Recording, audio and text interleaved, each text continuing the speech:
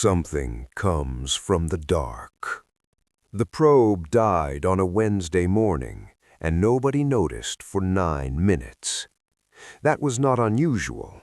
Probes died all the time at the edge of mapped space, clipped by debris, burned by radiation, or simply worn out from years of watching nothing move.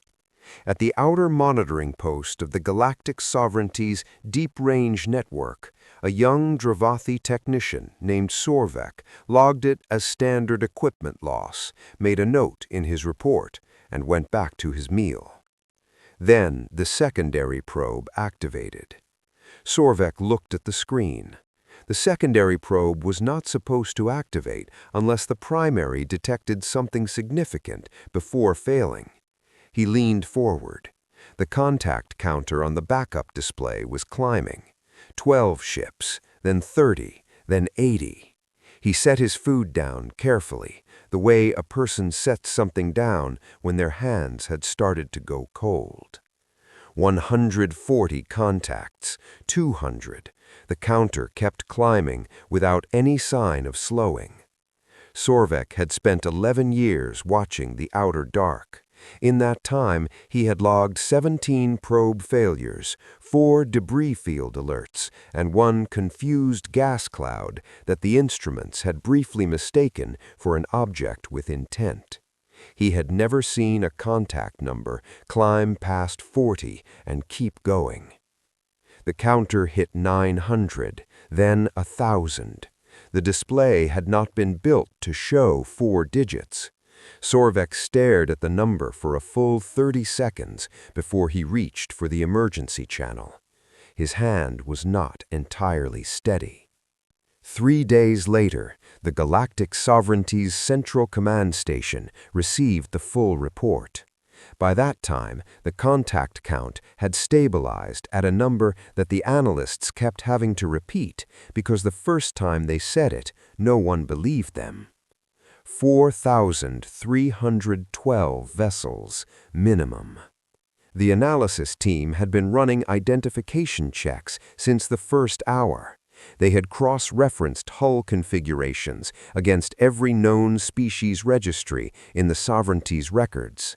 They searched Allied databases, old Galactic Council archives, salvage manifests, independent trader logs. They found nothing. No match, no precedent. No civilization in the known galaxy operated a fleet remotely close to this size. The largest single military force ever assembled in recorded history, the Sovereignty's own third expansion fleet, had numbered 600 ships. That campaign had reshaped 3 sectors and taken 12 years. Whatever was coming from the outer dark had not come from any world anyone was currently watching. The fleet's heading was clear.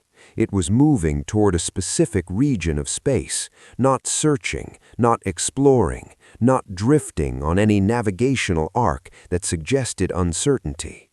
The trajectory line on the strategic display was straight and deliberate, the way a finger drawn across a table to indicate a specific point is deliberate.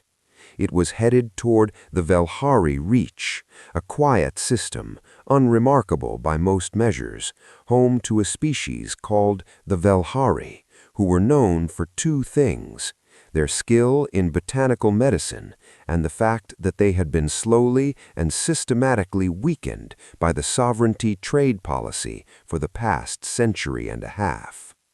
General Adron Voss stood in front of the strategic display for a long time without speaking.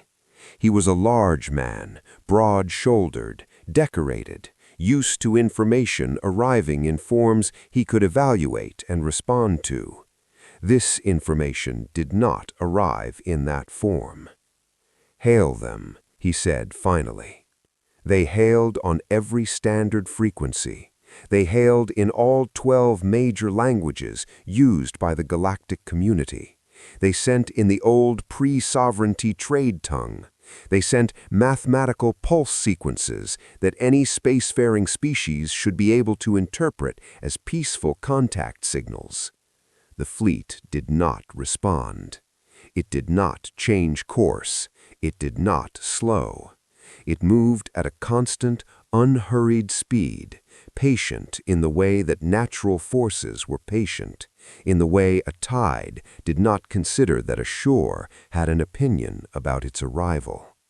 Equipment malfunction, or a generation fleet, a migration convoy. Send an intercept squadron to get visual contact and demand identification. His aide, a precise and experienced woman named Colonel Tay, looked at the trajectory line on the display. "General," she said carefully, "they are heading directly toward Velhari space. That heading has not changed by a single degree since first contact." "I can see that." He studied the line. It was absolutely straight. No adjustment for gravity wells, no drift for fuel efficiency, no wandering that would suggest a crew managing ordinary navigational challenges. Whoever was flying those ships knew exactly where they were going and had known this for a long time. "Send the intercept," he said again. Tay gave the order. She did not say what she was thinking. She had been in military service for 22 years and learned which thoughts to keep to herself.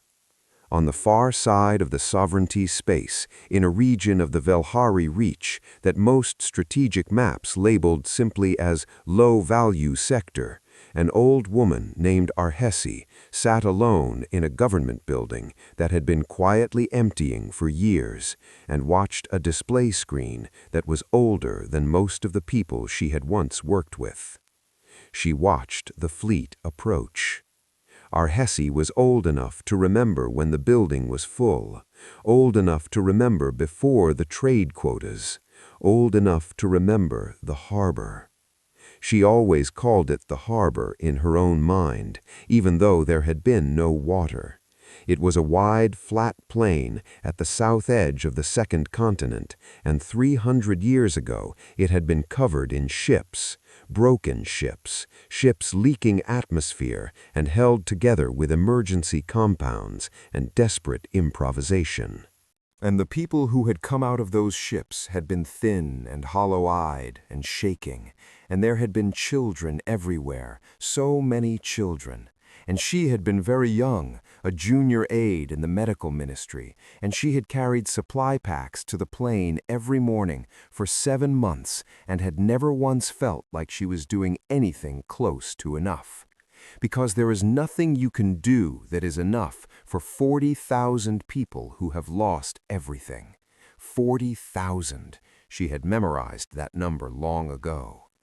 The sovereignty had come afterward, angry, and the Velhari had spent the next century paying for what they had done, in slow and deliberate and entirely legal ways. Trade restrictions, resource levies, the careful strangling of a people who had made the wrong choice, as the sovereignty defined wrong. The Velhari had never called it the wrong choice, not once, not in 150 years of paying for it. Now Arhesi sat in the quiet building and watched the fleet that was coming from the same direction those broken ships had gone. Her hands were still on the desk. She was trying to understand what she was feeling. It was not fear. She knew fear well. She had felt it many times during the long sovereignty years. This was older than fear. It existed before the word. She sat with it and did not try to name it and watched the fleet come.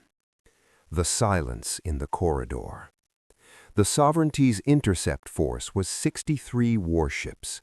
General Voss had chosen the number carefully, large enough to be taken seriously by any unknown convoy or migration fleet, not so large that it appeared panicked.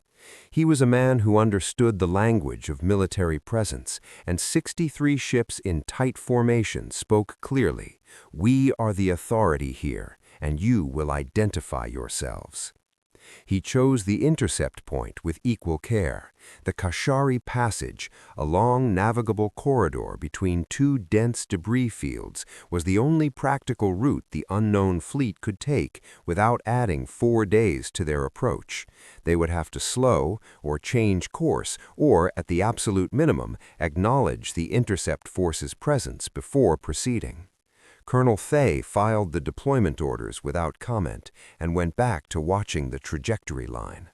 The intercept force entered the Kashari Passage on schedule. Their signals were clear on the monitoring board. 63 distinct transponder signals, tight, disciplined, moving into position exactly as ordered. Thay watched the formation shape itself in the display. It was good work, clean. Voss was thorough, whatever else could be said about him. The unknown fleet continued on its heading. Thay counted the seconds. The intercept force would reach the optimal contact point in 11 minutes. The unknown fleet would enter communication range in 8. She watched both sets of signals move toward each other on the display. Then the intercept signals stopped. Not faded, not disrupted by interference, not scattered. They stopped, the way a door doesn't exist when it closes, completely, all at once, leaving no trace of themselves behind. 63 signals to 0 in less than 4 seconds. Thay stood at the monitoring board and looked at the blank space where the readout had been. Around her, the command center had gone very quiet. Not the quiet of people waiting for information, the quiet of people who had received information and did not know what to do with it. "What happened to them?" someone said. Nobody answered. The unknown fleet had not changed course, it had not slowed, it showed no new energy readings, no weapons signatures, there was no expanding debris field, no emergency beacons, no distress signals from any of the 63 crews. There was simply nothing where there had been 63 ships. "Send another intercept," Voss said. His voice was level. Thay had worked beside him for 6 years and knew his voice in most of its registers. This was the register where he was being level because not being level was not an option he would allow himself. She did not send another intercept. "General," she said quietly, "I would recommend we wait." He looked at her. She kept her eyes on the display, on the vast, unhurried mass continuing its approach. They are not accelerating, they are not adjusting. Whatever happened to the intercept force, it was not preparation for an attack on us. They are still going to the same place. She paused. "I think we should find out why before we send anything else." The room was quiet. Voss stood at the display for a long time. Finally, he nodded. Thay looked at the fleet, at the clean line of its trajectory, at the patient, organized mass of it. She thought about 63 signals stopping in 4 seconds, and she thought about the fact that the fleet had done it without slowing, without any energy spike, without apparently thinking very hard about it at all. She thought about what that meant in terms of capability. She kept her thoughts to herself. This was not the time. The first transmission arrived 19 days after the fleet emerged from the outer dark. It came just as the fleet reached the edge of Velhari space. They stopped there, precisely at the border, not 1 meter past it, and held position for 8 hours with the kind of navigational precision that required active, continuous effort. They were not drifting, they were waiting, and the waiting was deliberate. Then the transmission arrived. Text only. No audio, no visual, no identification codes, no diplomatic headers. None of the 4 centuries of interspecies contact protocol that the galactic community had accumulated and standardized. Just text in a dialect of written Velhari script so archaic that the translation systems required 14 minutes to parse it. "We are returned to settle what is owed. Please advise where you would like us to begin." Voss read it 3 times. Settle what? What accounts? He looked around the room. What does that mean? Who are they? Nobody answered immediately. The intelligence division had been running identification searches for 19 days and had found nothing.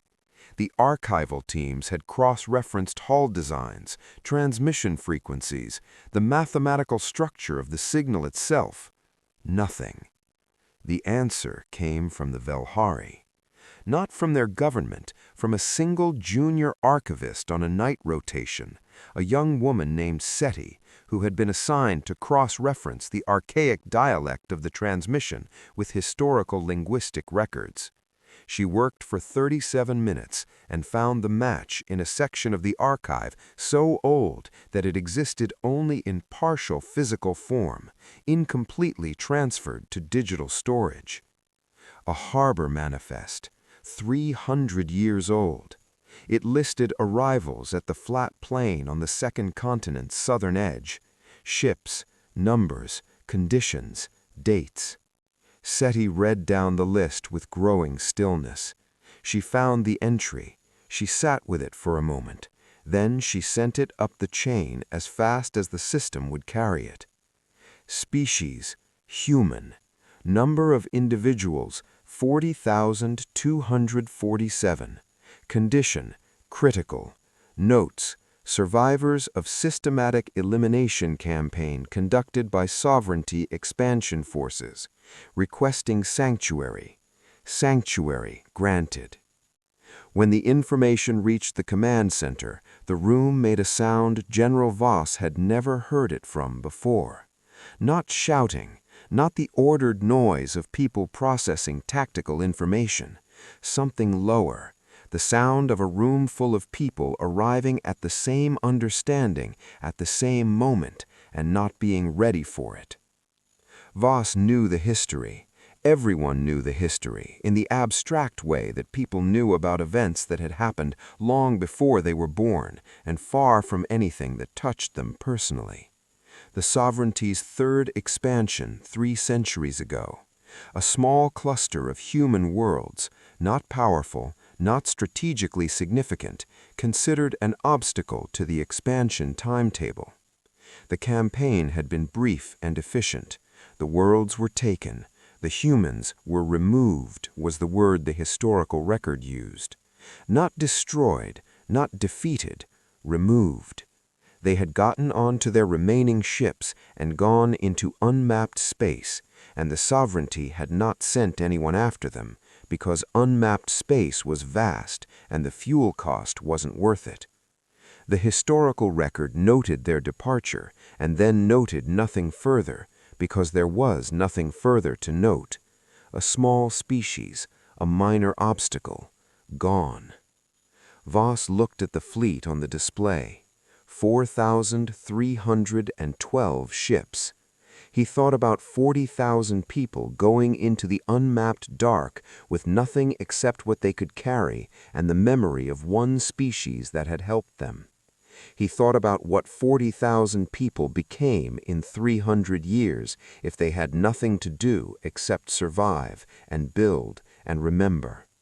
He looked at the blank space on the secondary board where 63 signals used to be. He sat down, slowly. The weight of what was written. The shuttle Delegate Pauru took to the human flagship was a small diplomatic vessel, standard issue, designed to look neutral and unthreatening.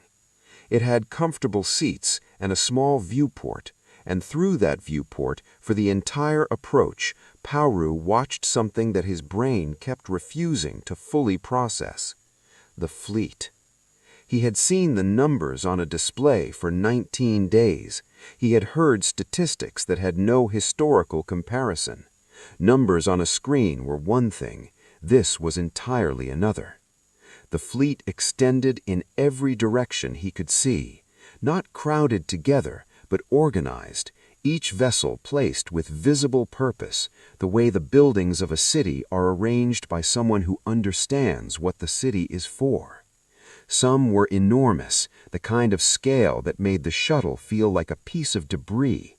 Some were smaller, faster looking, built for different functions. Some had shapes that matched nothing in the sovereignty's design registry. 300 years of engineering developed in complete isolation from every other civilization in the known galaxy. He watched them pass for 25 minutes and did not reach the end. His aide, a young man named Rovik, sat beside him and said nothing the entire time. Rovik was normally not silent. Pauru was grateful for it. The flagship was not the largest ship in the fleet. That was the first surprise. It was large, it dwarfed the shuttle without any effort, but it was not the largest, and it had no visible weapons on its exterior. Pauru found that more unsettling than weapons would have been. A ship that displayed weapons was making a statement. A ship that didn't was not interested in statements. It had come here to do something and did not feel any need to demonstrate itself to anyone. The room they brought him to was no windows. He had expected a command center, screens, maps, tactical displays, the visible infrastructure of a 4,000-ship operation, something designed to show him what he was dealing with. The room had a table, 2 chairs, and warm lighting. On a side counter, a small machine produced something steaming that smelled entirely unfamiliar, but not unpleasant. It was the most deliberately ordinary room he had ever been brought to as a diplomatic representative, which meant someone had made careful choices about it. Admiral Saren Vale was already sitting at the table. Pauru had constructed a mental picture of what she would look like. He had not been able to settle on one that satisfied him, but he had assembled pieces. Someone hard, compressed, carrying 300 years of directed purpose in their bearing. What he saw was a woman who looked like she had been awake for a while and was not bothered by it. She was calm the way people were calm when they had long passed the stage where calm required any effort. She stood briefly when he entered. He had not expected that. He gestured to the chair across from her. Delegate Pauru. Her common tongue carried a slight unfamiliar accent. Sit, please. She poured 2 cups from the machine and placed one in front of him. You don't have to drink it. I don't know if it suits your biology, but it seemed appropriate for a first meeting. Pauru sat. He looked at the cup. He looked at her. Admiral Vale, I represent the Galactic Sovereignty's Council. You need to ask many things, she said, not unkindly. You've been trying to reach us for 3 weeks. You did not respond. No. Why? She considered it not as a difficult question, but as one she was deciding how much to answer. We had nothing to say to the Council yet. We had something to say to the Velhari. We said it. They answered. Then we were ready. Ready for what? She reached under the table and placed an object between them. It was a ledger, physical, bound in dark material, slightly worn at the edges in the way objects became worn from being regularly handled over a very long time. It sat on the table and was somehow the most significant object in the room, despite being the simplest. Pauru looked at it. What is that? An accounting, she said, of everything. She did not open it immediately. She let him look at it. Every species in the sovereignty's sphere has an entry. Every interaction our people recorded with every species going back to first contact. Every kindness and every harm, every agreement honored or broken, every refuge granted and every door closed, every ship that helped and every ship that fired. She said it the way a person describes weather, a fact, not a performance. We have been recording for 300 years. You were watching us. We were recording, she said. Suggests we were concealed. We were not hiding. We were in the unmapped dark, doing what our people have always done, surviving, building, making something from nothing, and keeping records. We sent long-range observers, patient ones. It is not difficult to gather information about people who do not believe you exist and therefore see no need to hide themselves from you." Pauru sat very still with that. 300 years of galactic history, sovereignty expansion campaigns, council sessions, trade negotiations, alliances and betrayals, and small private cruelties and small private kindnesses, all of it visible, all of it watched by people that everyone had agreed without discussion no longer needed to be thought about, and someone had been writing it all down. "The Velhari entry," he said. "What does it say?" She opened the ledger to the first page. He could not read human notation, but the structure was unmistakable. A long column of entries, dates, figures running the full length of the page. At the bottom was a number, very large. 40,247 people. Sanctuary for 7 months at significant cost to the Velhari population's own food reserves. Medical care delivered beyond what their resources reasonably allowed. Resistance to sovereignty pressure at direct cost to the Velhari government. And then, she turned the page, the accumulated harm delivered to the Velhari people over the following century and a half. Trade penalties, resource extraction, the systematic degradation of their economic capacity as punishment for the choice they made. She looked at him.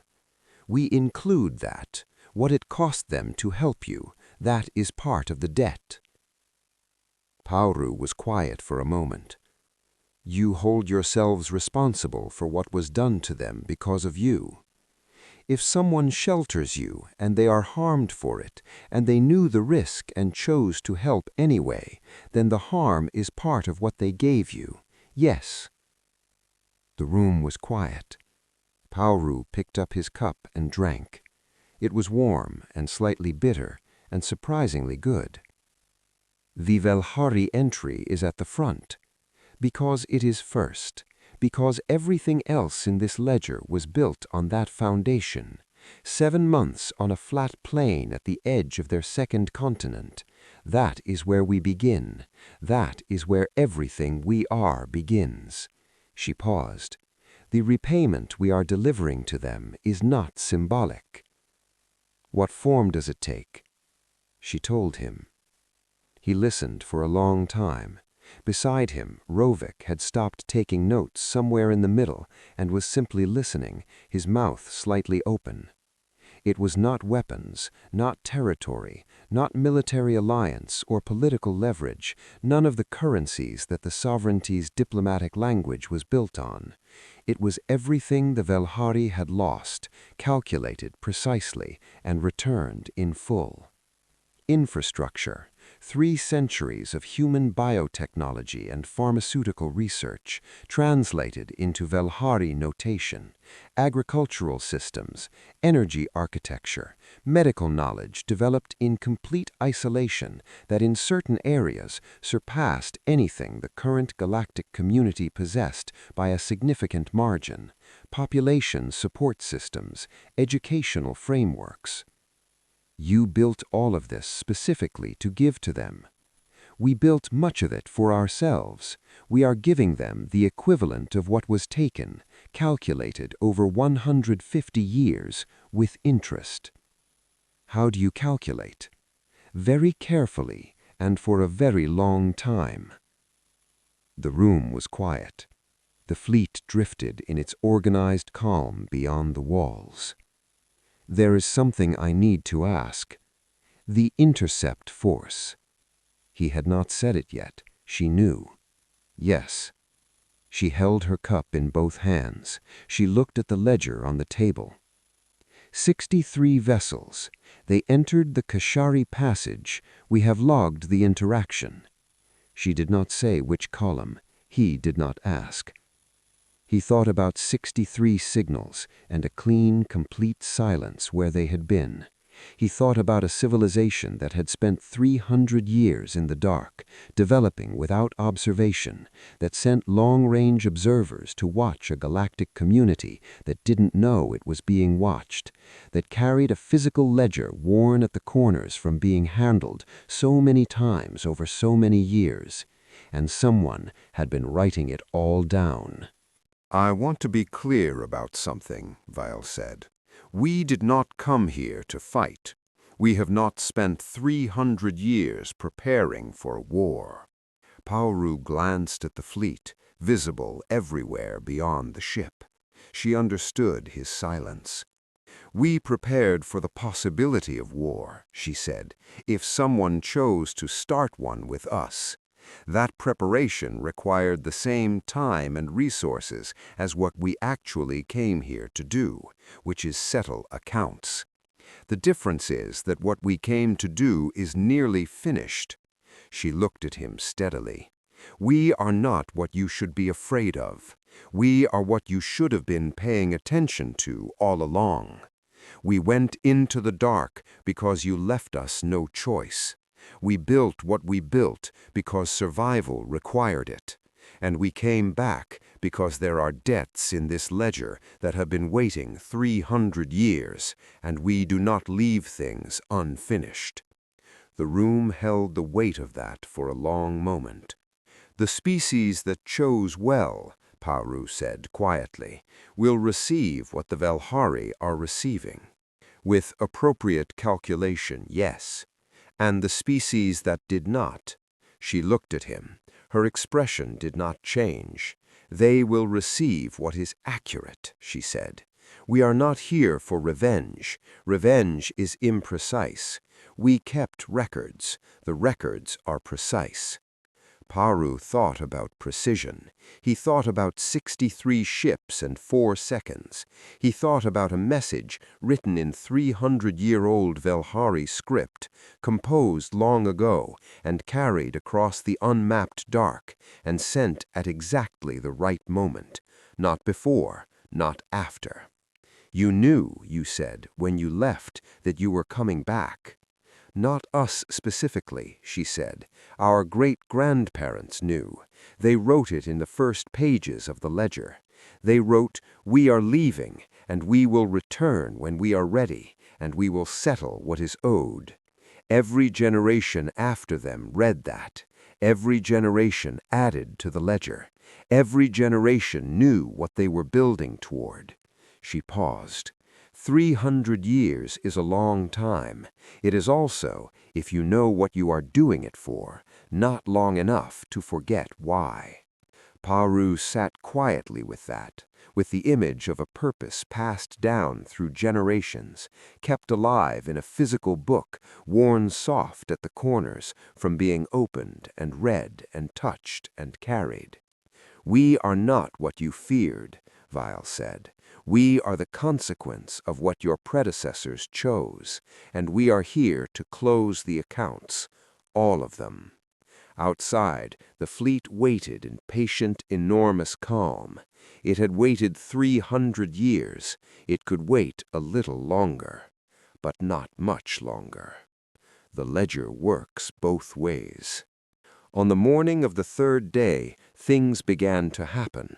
They happened simultaneously, on different worlds, in different sectors, delivered by small human ships that arrived quietly and handed over specific packages, and then waited politely for responses.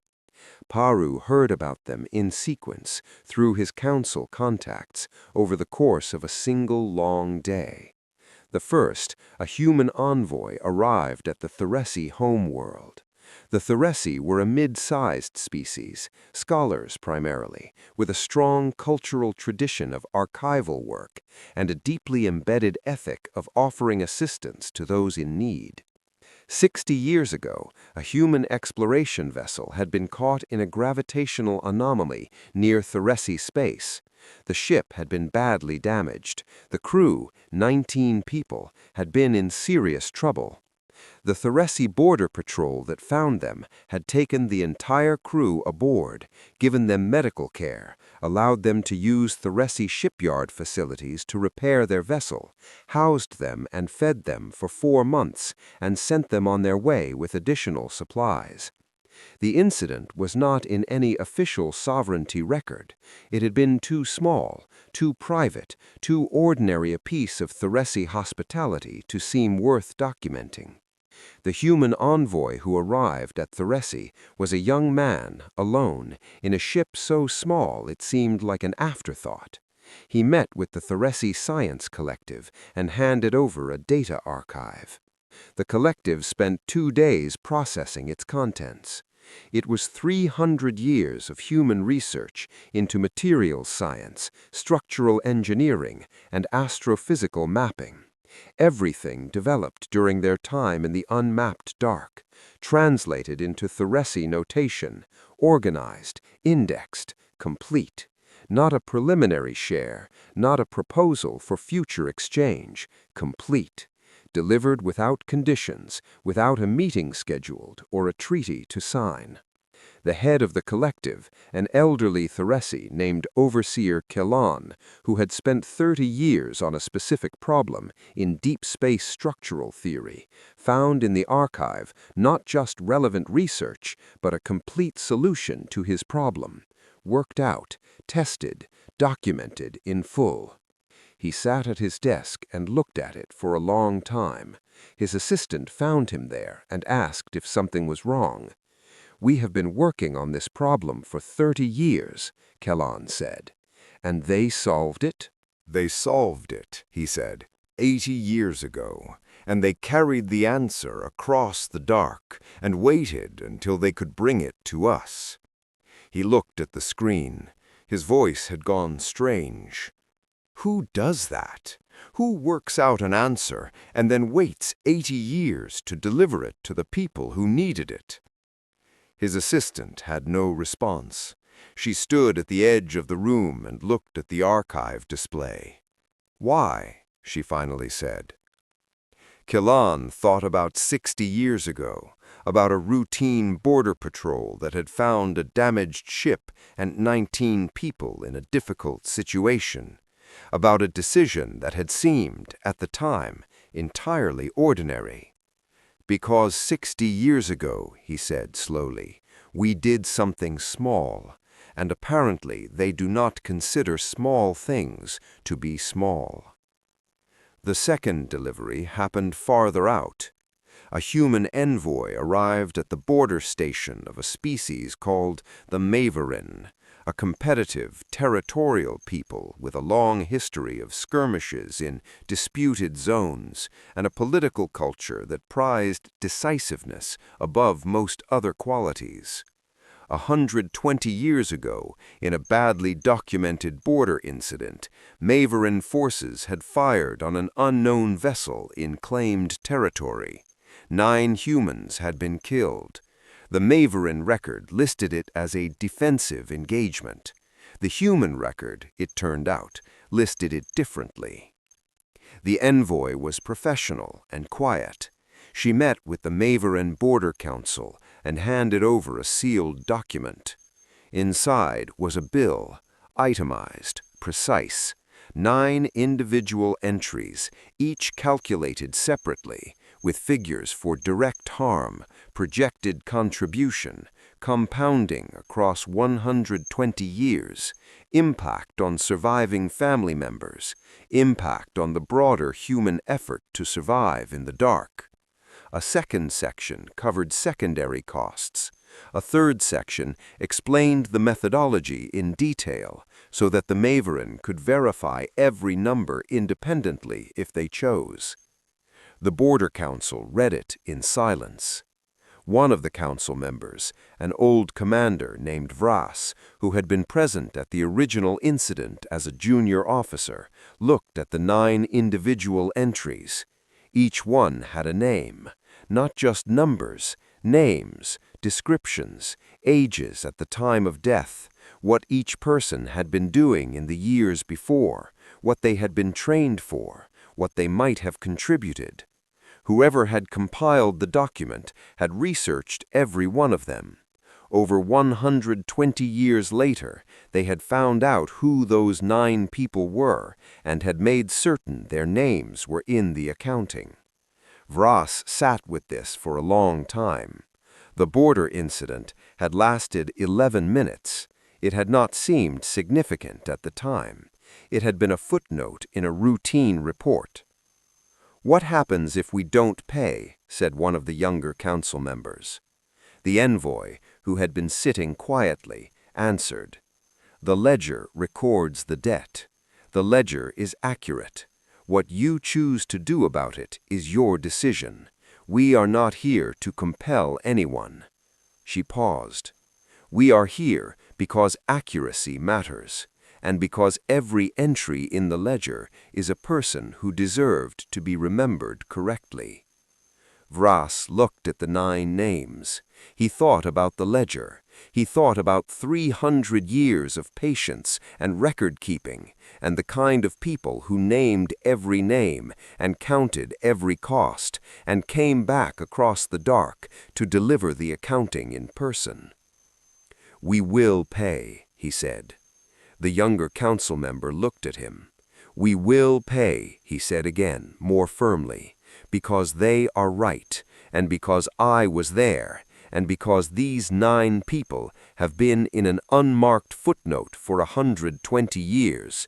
That is not accurate, and we are going to fix it."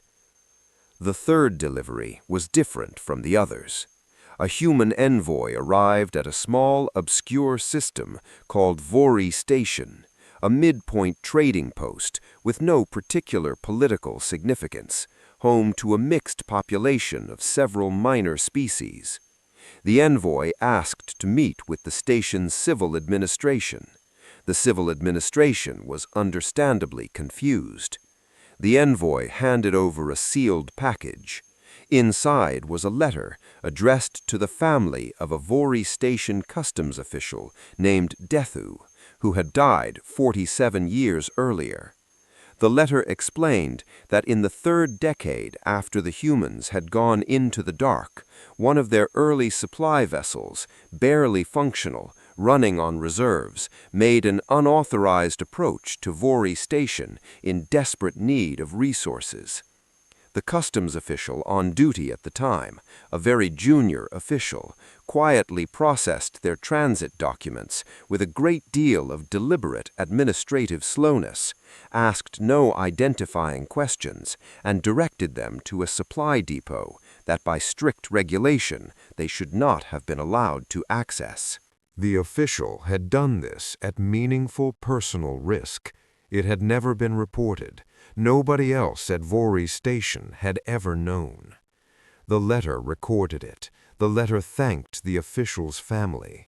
And attached to the letter was a detailed contribution to the Vori Station Public Infrastructure Fund, calculated based on what that supply stop had meant to the survival of the people who had received it.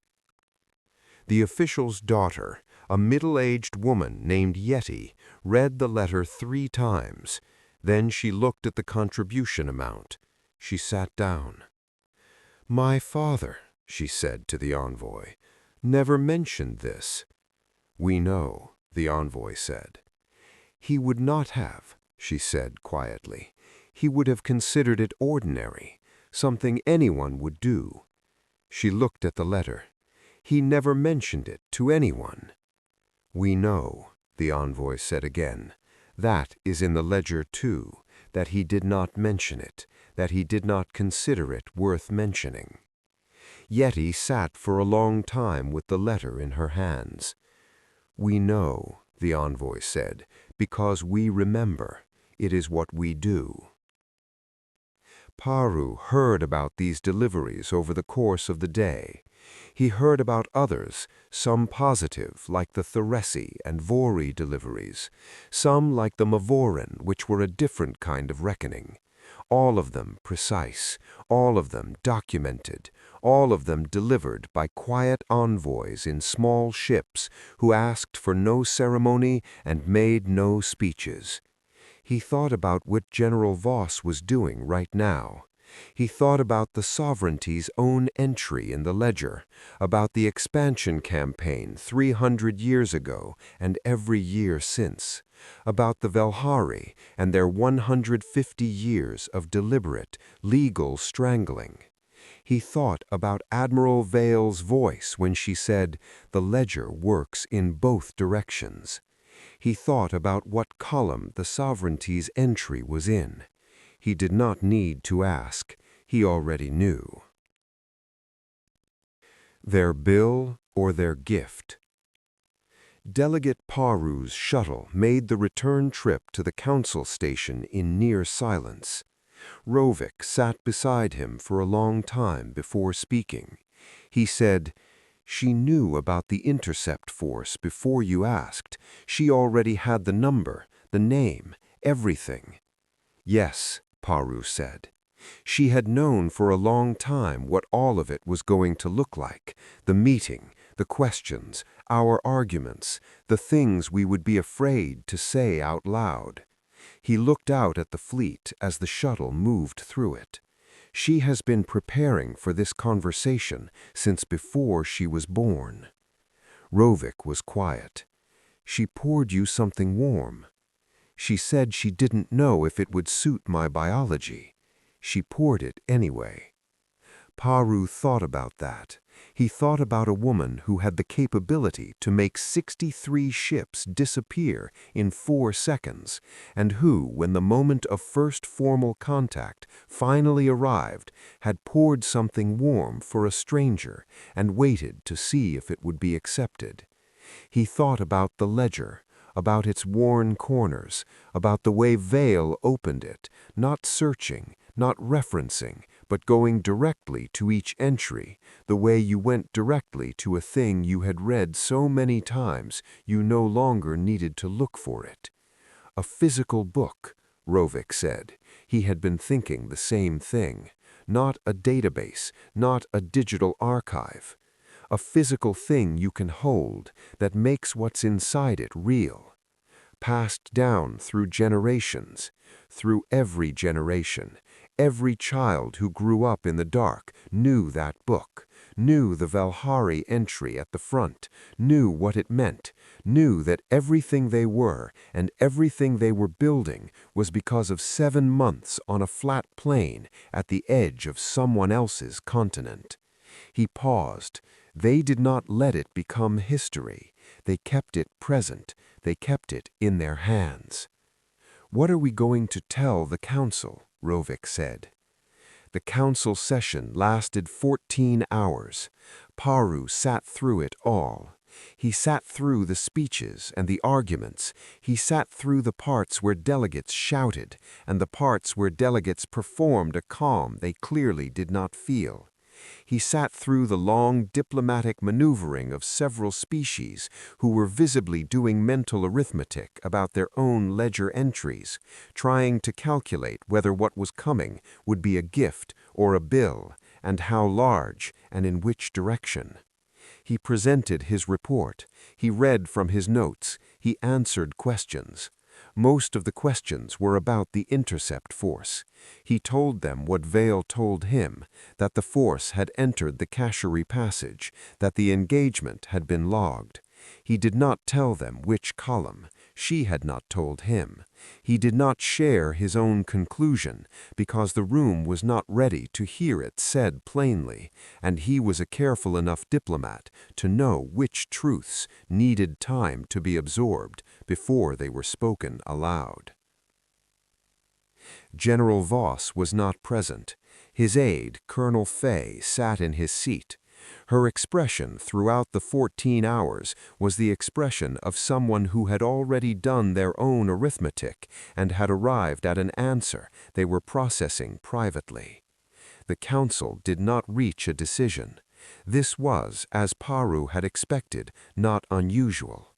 The council had a process designed for careful deliberation. The process was not designed for a 4,000-ship fleet already sitting in Velhari space, already delivering things, already moving.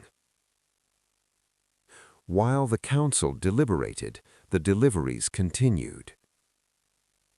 Small human ships appeared at worlds across the sovereignty's sphere, each one quiet, each one carrying an envelope, a data package, a contribution, an invoice, whichever was accurate.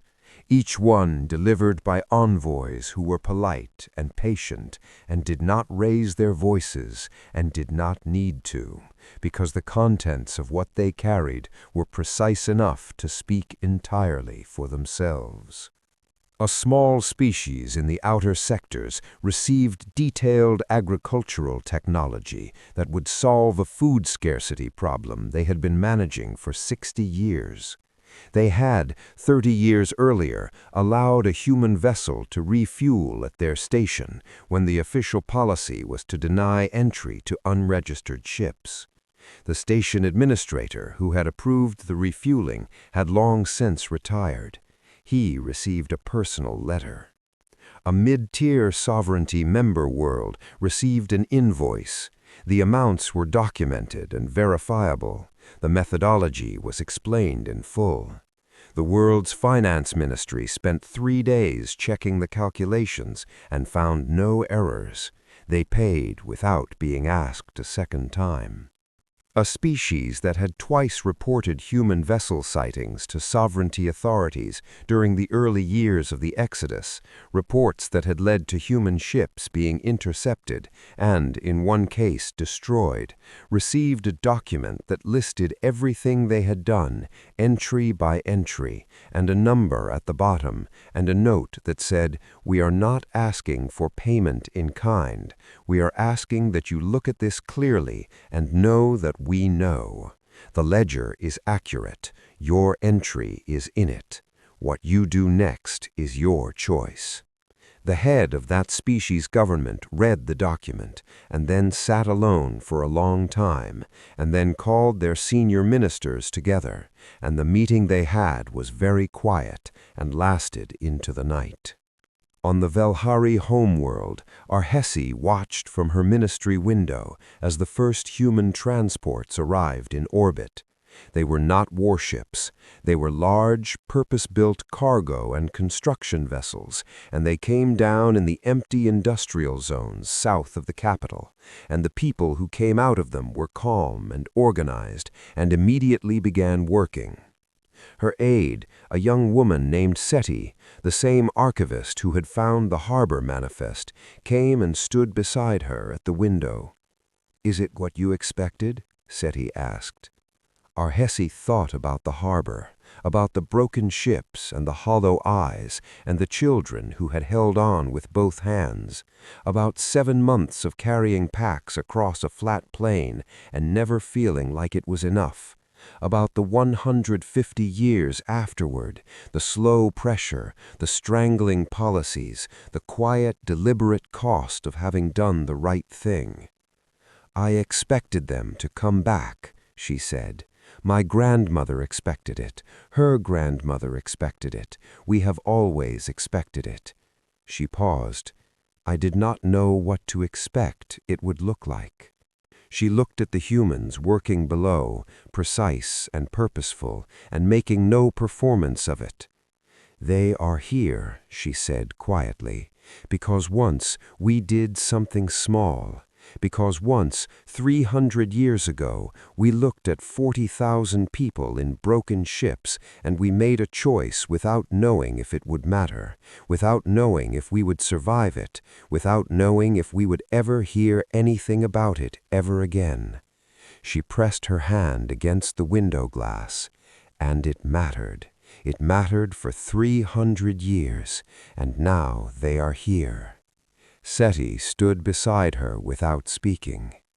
"I have thought for a long time," Arhesi said, "about what it means to do a good thing without knowing if it will ever mean anything, to make a choice in a dark moment and then live in the not knowing afterward, for years, for decades, for 150 years of paying the price and not knowing if what you paid for was worth it." Her voice was steady. This is what it means. This is the not knowing was waiting to become.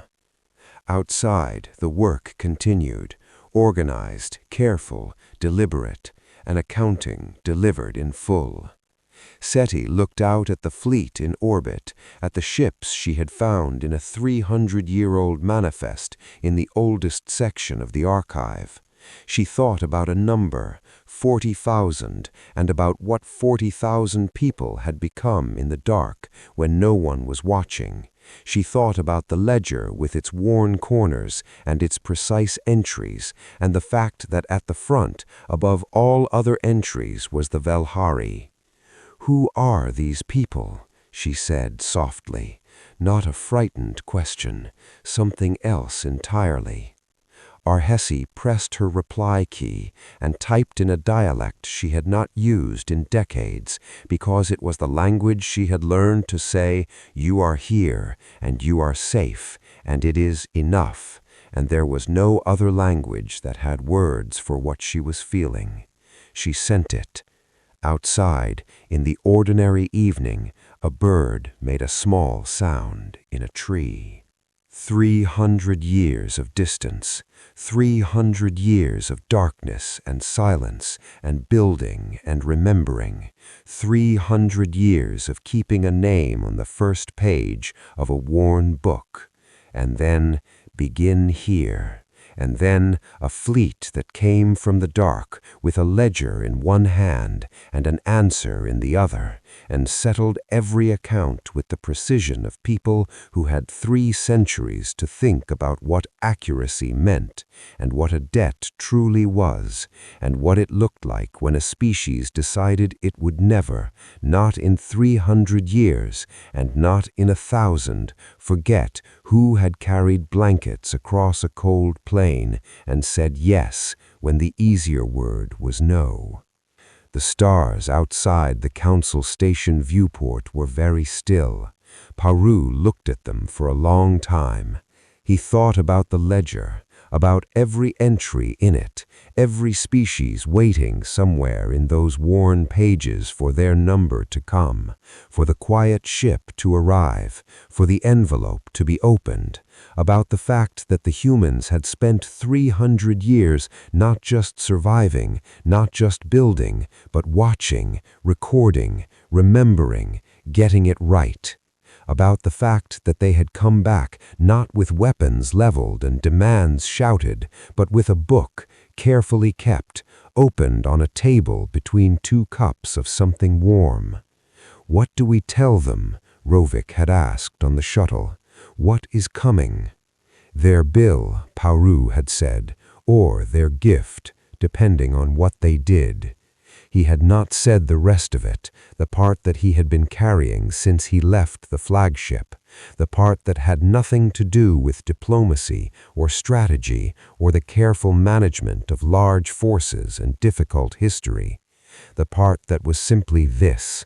A species had been told 300 years ago that it did not matter, that it was small, that it was an obstacle, not a people, that it was not worth chasing into the dark.